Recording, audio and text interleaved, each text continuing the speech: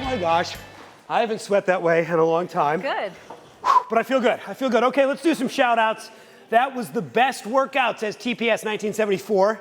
Phoenix is a powerhouse of positivity and awesomeness. Aw. Totally agree. Barone says, oh my gosh, Phoenix is awesome. I love the energy, the explanations, the compassion, which I think really describes Phoenix well. Great energy, great compassion. And Shannon says, this is my first workout with Phoenix. I am dripping. Me too. I love Phoenix. Me too. Aww. That was a sweaty one. Was it the level changes? Was it the cardio interspersed for you? What was the thing that got us all so sweaty? It's all of those things. It's going from up to down actually really challenges your heart rate. Mixing the strength with the cardio also challenges you. And then positional changes, like we moved around a lot. We used the space really well, Yeah. you know? It certainly worked. My heart rate way up, still way up. Even after the cool down, I'm still sort of breathing through it and bringing myself down again. Let's let everybody out there get to know you a little bit, right? Because they don't get to see you day in and day out. I found this fascinating. When you were young, you did not want to be on the cover of Vogue. You did not want to be a princess. You actually wanted to be X-Men. An X-Men, a superhero. I did. I wanted to be a superhero. My mom worked 2 jobs and went to school, and my brother had to take care of me. And it was like, I got to read this kid a bedtime story, but I really want to read my comic books. So the genius brother that I have, he was able to multitask, and he read me comic books to go to sleep. And I just became really like in love with the X-Men, and that's how a lot of this started. You are, and now not to dismiss the fact that you're a very beautiful woman, but for you, you have not really put the emphasis on beauty in your life, or at least not on physical appearance beauty, but on strength and inner beauty. How do you, especially in our culture that is so beauty obsessed, how do you make that choice? It's really easy, because think about it this way. When people want to look beautiful, they mimic healthy. They blush in their cheeks. They redden their lips. They widen their eyes. So health is beauty. It is natural beauty. When you don't feel good, people go, what's the matter with you? You don't look well. Right. Because you're sick, right? So if you're healthy, you're naturally more beautiful. So if you focus on health, you will be more beautiful. Well, I totally agree. It sounds simple. Like most very true things, it sounds simple, but it's also challenging to live that simplicity sometimes, I think.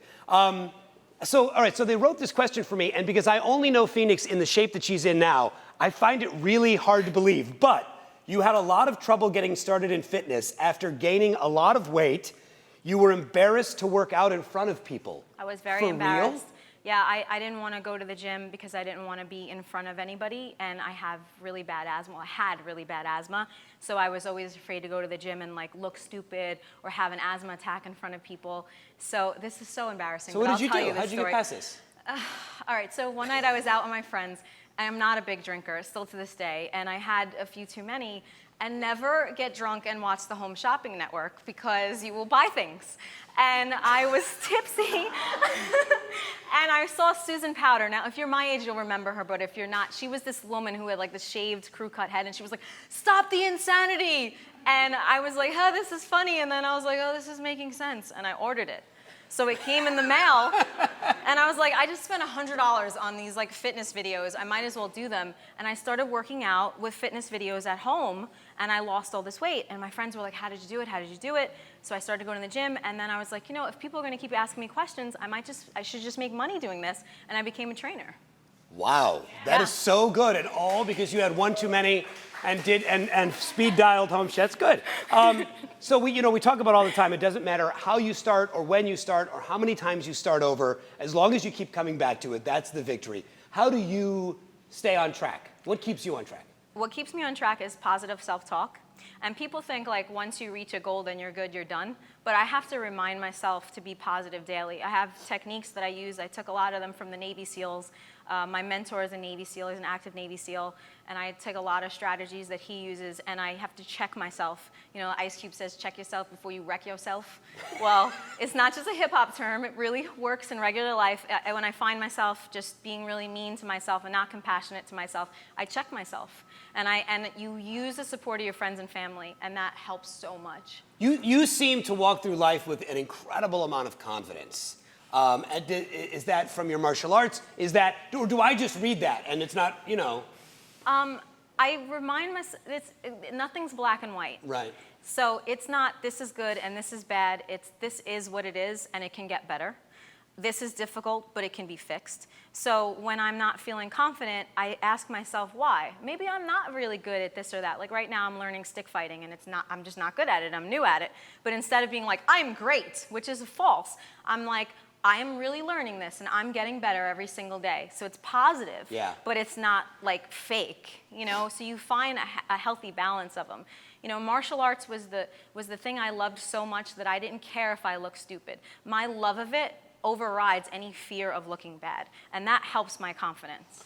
It's an incredible gift, and I'm raising 2 kids with my wife, and I'm trying to figure out how to impart this gift to them.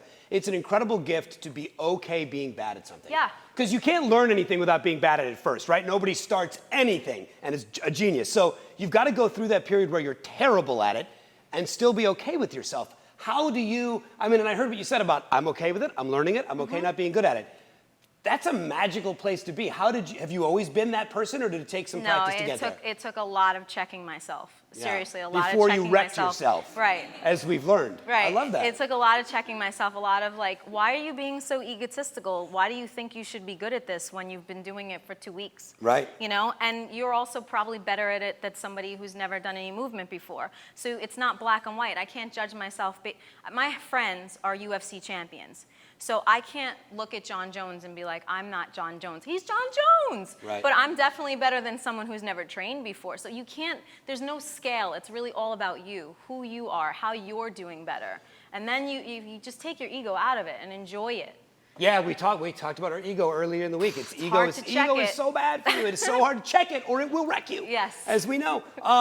So how has taking something that you used to feel not confident about, making it what you do for a living, your expertise, how does it feel when you get out there and you do something and you go, you know what, not only did I help me, but now I am able to help other people? It makes me much more compassionate when working with people because I can see their frustration and I remember to do to them what I needed from my coaches and my friends, which is sometimes say, it's okay. It's all right. You're not going to be perfect. I'll give you an example. Yeah. People are really, really hard on themselves when it comes to their diet, and it's because they're thinking willpower and not science.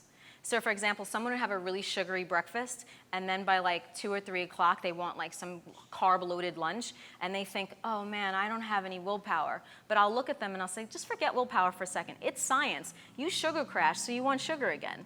So let's look at things logically. Not good, not bad, logically, right? Right. You talked about Albert Einstein as a quote, or I think that we were Yeah. going to.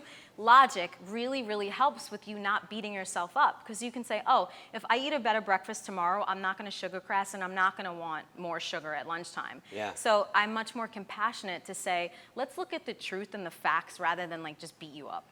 I love that. I love it. So what are your goals now? You're a person, obviously, that sets goals. And that's what the Albert Einstein quote was like, derive your happiness from your goals, not from your things. What are your goals? My goals are to just get better at the things that I love every single day, to help and affect as many people as I can, and to just live a really healthy and positive lifestyle. I totally want to be a superhero, so if somebody wants to put me in like the next X-Men movie, I'd be totally great with that. But yeah, those are my goals. Next time you're here, I want you to tell me, because I want you to chance to think about it, what your superpower would be and what your superhero name would be. Although Phoenix is pretty good. I don't know if you need a different name than that. That's pretty awesome. It's already taken, unfortunately. Okay, so I want you to think about that. And next time you're here, we will talk about super. For Thank sure. you so much. Thank you for having me. Absolutely I amazing and appreciate so it. inspiring. So good to have you.